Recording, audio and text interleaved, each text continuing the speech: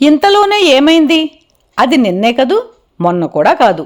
3 వరుస గదుల వాటాలో 4-5 పిల్లలను వేసుకుని అమ్మా నాన్నలు బామ్మ తాతలతోటి చెరువుకో కాలవకో వెళ్ళి మంచినీళ్ళు తెచ్చుకుంటూ ఇంటిళ్ళపాదికి ఉదయాన్నే చద్దన్నమో తరవాణమో, మధ్యాహ్నం పొగలగక్కే అన్నంలో పప్పు కూర పులుసు మజ్జిగ, దీపాలు పెట్టేసరికి పిల్లలందరినీ కూడేసుకుని కథలు కబుర్లు చెప్తూ వాళ్ళ కబుర్లు వింటూ రామాయణం దగ్గర నుండి రాజ్యాంగం వరకు ఓ రౌండ్ వేస్తూ చేతిలో ఇంతంత ముద్దలు త్రేణుపు వచ్చేంత వరకు పెట్టడం.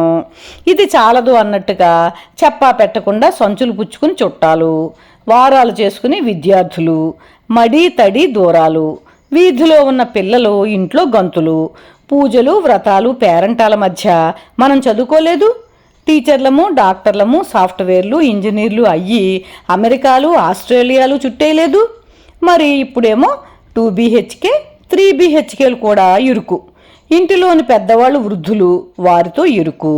వృద్ధాశ్రమాలు, ఇరుగు పొరుగు అంటే సొదా సోది.